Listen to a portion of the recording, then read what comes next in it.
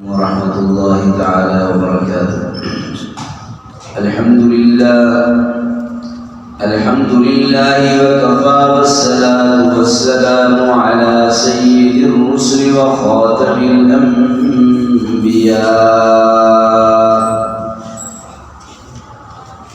أرسله الله إلى كافة للناس بشيرا ونذيرا وداعيا إلى الله بإذنه وسراجا منيرا، وعلى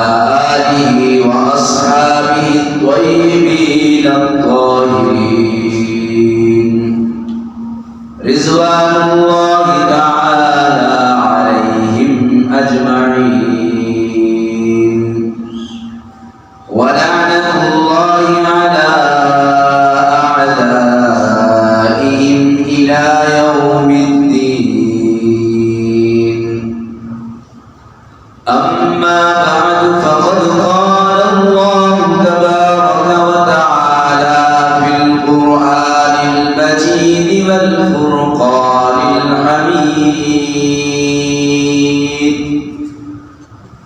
أعوذ بالله من الشيطان الرجيم، بسم الله الرحمن الرحيم. قل يا أيها الكافرون لا أعبد ما تعبدون ولا أنتم عابدون ما أعبد ولا أنا عابد ما عبدتم ولا أنتم عابدون ما أعبد، لكم دينكم ولي دين. صدق الله العظيم وبلغنا رسوله النبي الكريم، ونحن على ذلك لمن الشاهدين والشاكرين، والحمد لله رب العالمين.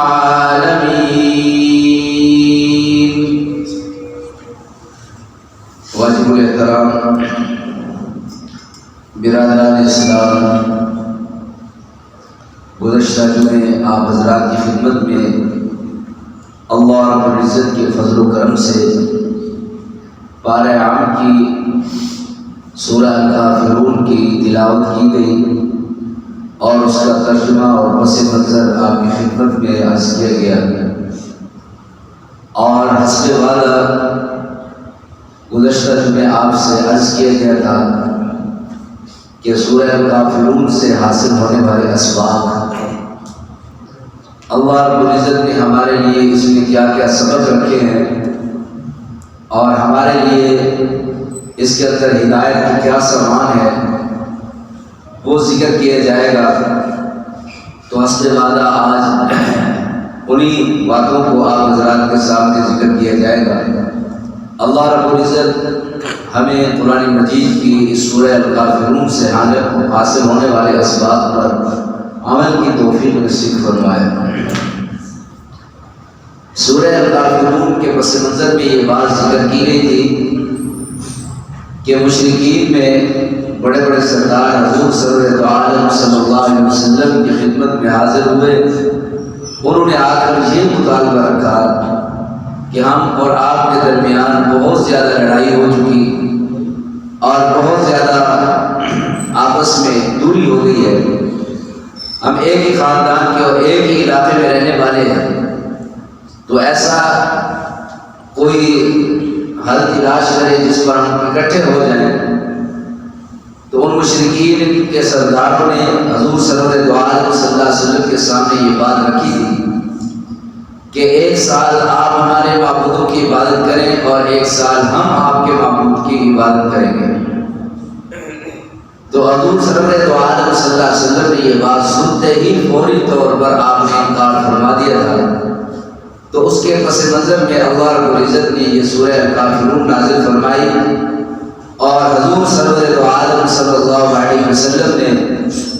مشرکین مکہ کے سرداروں کے سامنے بیت اللہ شریف میں کھلے بندوں یہ سورت جا کر تلاوت کی اور فرمایا قل یا ایھا الکافرون، اے پیغمبر صلی اللہ علیہ وسلم آپ فرما دیجیے اے کافرون، اے کافرون۔ جب انہوں نے مشرکین مکہ کو واضح طور پر جو کافر لوگ ہیں انہیں کھلے بندے کافر کہنا، جب وہ اللہ رب العزت کی توہین کرتے ہیں، اللہ کے ساتھ دوسرے الہہ کو ٹھہراتے ہیں، تو اس میں کسی جھجک کی کوئی بات نہیں، یہ سنت پیغمبر ہے اور قرآن مجید سے ثابت ہے کہ ان کو کھلے بندوں انسان کافر کہہ سکتا ہے۔ جیسے قرآن مجید نے حضور سرور دو عالم صلی اللہ علیہ وسلم کے واسطے یہ اعلان فرمایا قل یا ایھا الکافرون، اے کافرون۔ ہمارے لوگ اس بات کو جو اپنے آپ کو پڑھا لکھا کہتے ہیں انہیں قرآن مجید کی اس بات کا علم نہیں ہے، حالانکہ قرآن مجید کی تعلیم جس کو ہے اصل وہ پڑھا لکھا آدمی ہے۔ تو اللہ رب العزت حضور سرور دو عالم صلی اللہ علیہ وسلم کے واسطے کہلوا رہے ہیں کھلے بندوں، اور حضور سرور دو عالم صلی اللہ علیہ وسلم نے بیت اللہ میں سب کے سامنے یہ سورت تلاوت کی یا ایھا الکافرون، اے کافرون۔ میری بات کھول کر سنو، جو تم یہ بات لے کر آئے ہو، آپ صلی اللہ علیہ وسلم نے واضح طور پر کہہ دیا لا اعبد ما تعبدون، میں عبادت نہیں کرتا جس کی تم عبادت کرتے ہو۔ یعنی اس سے معلوم یہ ہوتا ہے کہ حضور سرور دو عالم صلی اللہ علیہ وسلم نے انہیں یہ کہہ دیا کہ جس کی تم عبادت کرتے ہو اس کی میں عبادت نہیں کرتا، اور فرمایا بلا انتم، اور نہ تم عابدون، عبادت کرنے والے ہو ما اعبد، جس کی میں عبادت کرتا ہوں۔ معلوم یہ ہوا کہ حضور سرور دو عالم صلی اللہ علیہ وسلم جس کی عبادت کرتے ہیں کافر اس کی عبادت نہیں کرتے، اور کافر جس کی عبادت کرتے ہیں حضور سرور دو عالم صلی اللہ علیہ وسلم اس کی عبادت نہیں کرتے۔ اللہ اکبر۔ حالانکہ بات یہ تھی کہ جو مشرکین مکہ تھے وہ اللہ رب العزت کو مانتے بھی تھے، اللہ رب العزت کو خالق بھی مانتے تھے، رازق بھی مانتے تھے، اور اللہ رب العزت کے بارے میں اور تدبیر عمل میں یعنی پوری کائنات کے نظام چلانے میں وہ اللہ رب العزت کی کو ہی سمجھتے تھے۔ اب دیکھیے کہ مشرکین مکہ سے اختلاف کیا تھا کہ وہ اللہ رب العزت کو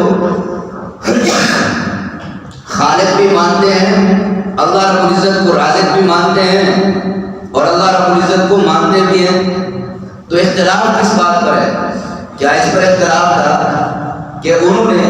کہ حضور سرور دو عالم صلی اللہ علیہ وسلم نے ان کو شراب سے، زنا سے، حسد سے، کینے سے، بغض سے، چیزوں سے روکا تھا،